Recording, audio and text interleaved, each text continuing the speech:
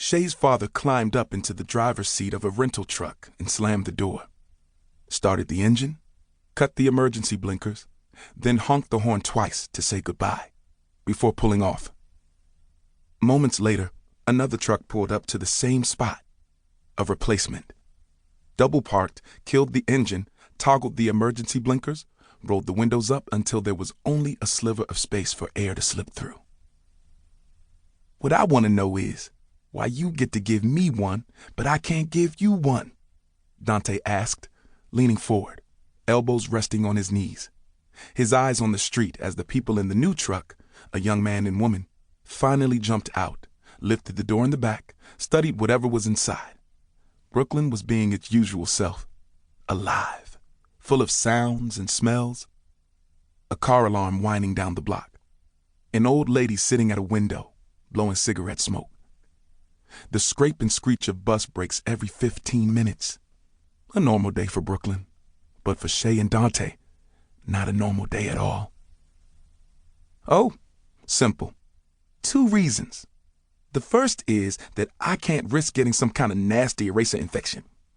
I'm too cute for that. And the second is that my dad will come back, find you, and kill you for marking me, Shay replied, stretching her arms over her head, then sitting back down on the stoop beside Dante. Kill me? Please. Your pops loves me, Dante shot back confidently. He wiped sweat from his neck, then snatched the pencil he had tucked behind his ear and gave it to Shay.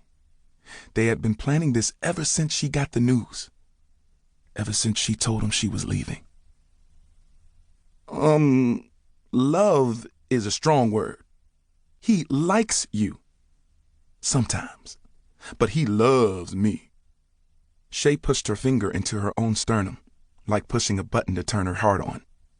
Or off. Not like I do. Dante let those words slip from his lips effortlessly, like breathing. He told Shay that he loved her a long time ago, back when they were 5 years old, and she taught him how to tie his shoes. Before then, he'd just tuck in the laces until they worked their way up the sides, slowly crawling out like worms from wet soil, which would almost always lead to Dante tripping over them, scraping his knees, floor or ground burning holes in his denim. Mrs. Davis, their teacher, would clean the wounds, apply the Band-Aid that would stay put only until school was over. Then Dante would slowly peel it off because Shay always needed to see it. White where brown used to be. A blood-speckled boo-boo waiting to be blown. Kissed. Shay smiled and bumped against Dante before turning to him and softly cupping his jaws with one hand, smushing his cheeks until his lips puckered into a fish face. She pressed her mouth to his for a kiss and exaggerated the suction noise because she loved how kissing sounded, like something sticking together, then coming unstuck. Don't try to get out of this, Dante, she scolded, releasing his face. Give me your arm. She grabbed him by the wrist, yanked his arm straight. Then she flipped the pencil point side up and started rubbing the eraser against his skin. They'd been sitting on the stoop for a while, watching cars pull out and new cars pull in, witnessing the neighborhood rearrange itself. They'd been sitting there since Dante helped Shay's father carry the couch down and load it into the truck. The couch was last, and it came after the mattresses, dressers, and boxes with shoes, or books, or Shay's miscellaneous, in slanted cursive, scribbled in black marker across the tops. Up and down the steps Dante had gone, back and forth, lifting, carrying, moving, packing, while Shay and her mother continued taping boxes and bagging trash, pausing occasionally for moments of sadness. Well, Shay's mother did, at least. She couldn't stop crying. This had been her home for over 20 years. This small, 2-bedroom, 3rd-floor walk-up with good sunlight and hardwood floors. A show fireplace and ornate molding. Ugly pre-war bathroom tiles like standing on a psychedelic chessboard. This was where Shay took her first steps.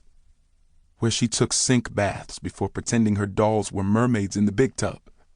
where she scribbled her name on the wall in her room under the window, before slinking into her parents' bed to snuggle. This was where she left trails of stickiness across the floor whenever coming inside with a popsicle from the ice cream truck, where she learned to water her mother's plants. Plants they weren't able to keep because now this space, their space, was gone. Brought out from under them. Empty. All packed into a clunky truck that was already headed south. And since Shay's father left early to get a jump on traffic, it seemed like a good idea to let her mother take a much-needed moment to weep in peace. Plus, then Shay could have a much-needed moment to erase her tattoo Dante.